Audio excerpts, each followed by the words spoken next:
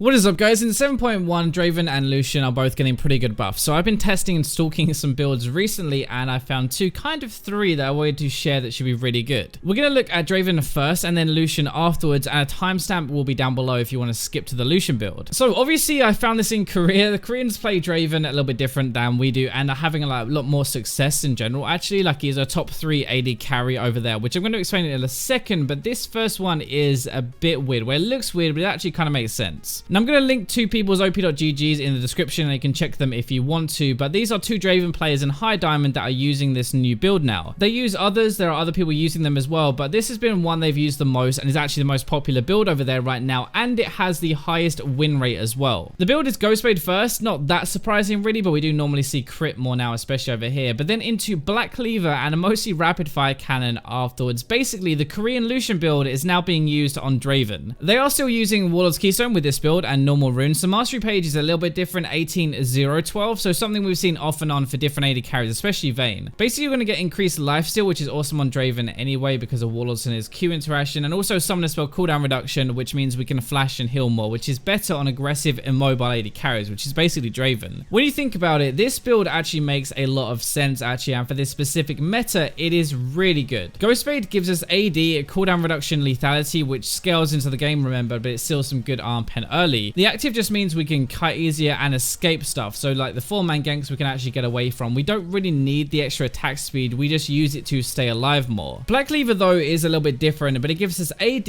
health, cooldown reduction as well. It's more damage, it's a bit more tanky, but this is now 30% cooldown reduction in case you drop your axes, which is actually more forgiving than a normal build. The passive arm reduction actually comes from dealing any physical damage. That is going to apply a stack. That means our auto attacks, our ultimate, even your E is going to apply. Auto E, auto ult is going to be 4 stacks instantly, and actually our ultimate applies it twice if it hits it on the way back. It can even hit multiple people in a team fight. The same thing with our E. Our E is not something you'd expect to actually apply it, but it does do physical damage. The other passive, the move speed, means you can kite better with your W, which is really nice in this meta, especially trying to get away from people diving onto you. The rapid fire cannon is a long range auto with Q crit, which can really hurt. Attack speed to kite even more, and some crit as well to make it autos hurt more. After that, we can move into an Infinity Edge, Mercurial Scimitar to finish the build off. Sometimes I'll even finish the Mercurial before rapid fire if there is a lot of hard crowd control. This is actually a very versatile build. You are not committing to anything at the start of the game. When you get into it, you don't have to build this. You can get a Mercurial second instead of Black Cleaver if you want to. Ghostblade into Infinity Edge is still an absolute ton of damage if you're ahead and you're trying to snowball. Black Cleaver is offering more utility rather than massive damage. You have a lot of damage with your Q anyway. You don't necessarily need to add that much more. This also actually lets you deal with tanks and bruisers easier. It's much safer and it's more well-rounded than a full ham crit build, which makes it more forgiving for newer players, but it's still really effective on experienced ones. If there isn't a tank on the enemy team, then Ghostblade into Infinity Edge or Phantom Dancer is a good option instead. It depends on the game, but definitely against tanks this is a really good choice. That is the first build, so Ghostblade, Black Cleaver, Rapid Fire Cannon is now being used on Draven, and it is really good. But I want to talk about something else with Draven actually before we move on to Lucian's new one. So the two people we looked at for this video, they are the two players with the most Draven games in Diamond so far this season in Korea. They're going to be good Draven players obviously, and this build definitely works. You can take it and it will do so much damage while being a bit more tanky and a tank destroyer, but there is a safer option. Because Draven is getting buffed next patch, I'm sure there are a lot of people who want to try Draven who aren't the best ones, and this might be a bit of an easier way to get into him and to learning him. The reason Draven has such a solid win rate over there is because most of the average ones, so decent but not amazing Draven players, will actually rush a Bloodthirster. They sometimes get Warlords as well with it for double lifesteal, making it really hard to screw up and die. You just run away and you heal everything back up again, even after a bad trade. This is what you'd normally get, so Bloodthirster into Attack Speed and Infinity Edge, or into Ghostblade and Rapid Fire Cannon. It's much more of a forgiving build, and it still does a lot of damage. It's better in lane, it's harder to mess up, and overall a lot easier to play. This is also kind of where the new fervor comes in actually, because it has a better win rate than Warlords in Korea, but is only used with the Bloodthirster rush builds. If you go Ghostblade first, then you're lacking lifesteal, which means you kind of need to take Warlords, but with the Bloodthirster rush you can get away with taking fervor. It's going to add more damage onto your Q and your ultimate, and is actually really strong on him. It's so much better than the old fervor used to be. It's not as safe, but it is more aggressive, so it might be something if you want to try and mix it up a little bit. Anyway, let's move on to Lucian. So this build is not something that came from Korea. This is something more that I've been testing again. I'm not saying I own it or anything. It was meta ages ago, but it's something that I've been testing out again now. Just to set the record straight, by the way, Lucian is not complete crap, but he is not as good as he used to be. With the crit build, he's good early, then he has a bit of a crappy mid game where he's still getting crit items and others are just doing more. Like a Caitlyn with 3 items will do more than a Lucian with 3, for example. Then he comes back later again at full build and starts to actually do a lot of damage, but that does not suit how he's supposed to work, honestly. He's an ability-based duelist who is good early, good mid game, and struggles in team fights because of his short range. It doesn't mean that he's complete crap in team fights, but it means that he doesn't have it as easy as a Twitch or a Caitlyn or a Jinx who just has to right click. Anyway, so right now crit works but has those issues mid game, which makes you feel kind of powerless unless your team is doing well. Korea still uses the Korean AD build, by the way. Ghostblade, Black Cleaver with rapid fire cannon or Phantom Dance actually has just as good win rate as the crit build over there. It's not dead at all, you just aren't quite as strong as you used to be with it early. It scales more into mid game than it did before. The new build though is going back to old school. When it first came out, people would build Trinity Force on him because he has low cooldown stuff to proc the Sheen over and over. So I thought, well, it got reworked. It's actually better stat wise for him now, so surely it should be better on him now. The build is going to be Trinity Force, Blade the Ruin King, and then into crit or into Black Cleaver and then crit afterwards. It spikes really hard early. It follows Lucian's natural curve of good early and mid game, and it should in theory put the control of the game back into our hands so we can actually do something and actually kill things. I've been using this a lot this week and I'm topping the damage charts whether I win or lose, and mostly that's because the build is packed with lots of damage that isn't from Lucian himself. Like, it comes from items and the synergy that's there. So the biggest difference with this build is you're playing for your passive shots mostly, not as much your abilities. That's still going to hurt, but that's not where we're really packing our damage into. Trinity Force, we're looking at the Sheen mostly, which we can proc over and over. It also makes our burst trader in lane much more powerful if we dash in and use our Q. We have the AD and attack speed, which is going to buff our bulk damage, attacking more, which we'll get into in a second. The cooldown reduction, 20% to use spells more and get more passive shots. You can even kite better too with the phage proc, which is great. The Sheen though is awesome in the lane phase, and finishing Trinity Force is a really big spike in damage. You will do a lot more damage than you expect and be really deadly 2v2. Our Blade is up next, which was buffed recently, remember, so that actually makes this even better. Attack speed and AD to buff our auto and ability damage a little bit, but this is the 8% current health damage on hit. So with our passive, that is actually per shot, so it applies twice, which is really good, and we have the 10% max health active. That is amazing against tanks because they have loads of health. It heals for the same amount, and it speeds you up so you can kite a little bit more as well. So far with just these two items, we have loads of attack speed to apply the percentage damage a lot and stack further up quicker. We have the Sheen damage, the percentage damage extra, plus add damage from autos and abilities like normal. That is a lot of extra damage onto Lucian's kit. This 2-item spike is really good, and you're going to be doing a lot of work mid-game, which is exactly what we really want. This just feels a lot better for me. I'm not really too sure, but try it and let me know. But I felt a lot this season, it doesn't matter how I play. Like, whether I play well or not, whether I get fed or not, it doesn't matter because I can't do anything mid-game. But with this, it's different. I'm actually able to do a lot of damage. So after this, it can get a little bit messy. We don't really need more attack speed. We have 80% already and not that much AD. So we need to get some more AD onto the build. This is why I've actually been getting Black Cleaver. And I know everyone is going to scream noob here because the phage passive is wasted. It doesn't stack with Trinity Force 1, but it does give us what we actually need. More health means we're even harder to get onto and kill now. It's also easier to play, which is nice. The AD to make our autos and abilities hurt a bit more. The passive is what we really want though. It applies from our ultimate, remember, so our ultimate starts to really hurt again. You're an absolute tank shredder with this. You can get through any tank, top or jungle because of this and a Blade. Now Blade is really good at killing tanks. The percentage health damage is there, right? So why even bother with Black Cleaver if we can already kill them? This is the most common question I actually get all the time, and it's actually because Blade is AD damage. The percentage health damage applies as physical. That means the armor actually reduces it, so you need arm pen to make the percentage health damage get through the armor items still. Even though its percentage health damage is still reduced by armor. This Black Cleaver is going to make our ultimate, autos and abilities hurt more. It's going to make our Blade percentage health damage do more, and even our Sheen damage, which is physical. Again, we're packing this onto our passive really, so now we're going to be stacking further, stacking Black Cleaver and applying AD damage normally and percentage health damage and Sheen damage. The whole point of this is to say, okay, Lucian as a champion is not the best in the world, but if we take 3 items that synergize really well with each other and they synergize with Lucian, then together they are stronger and in turn make Lucian stronger. After that, we're going to be picking up our Infinity Edge and finish it off with the Rapid Fire Cannon or Phantom Dancer to have the crit to still carry late game fights. Now, I'm not trying to say, by the way, that this is a magical fix or anything for Lucian, but this is going to help at least, I think, and it does make a lot of sense, especially against the kind of meta that we're in right now. More than anything, it puts the control back into your hands a little bit more. You can go more aggressive early with Trinity finished and do some work. You can actually get through tanks mid-game, and your ultimate is going to hurt from range again. Also, the crit build is still great, okay? It's more DPS overall probably, but it's sometimes hard to use that damage and get close enough to auto consistently while not actually dying. If you have a good team and you're ahead, then it would be fine actually, because it's going to carry into the late game when you actually need to do some stuff. but this build should be better at carrying a game by yourself mid-game if your team is behind. Anyway, let me know what you think about both of these. Tweet me any screenshots if you actually play them and let me know how you get on. Thank you for watching until the end, but for now, let's go to the robots.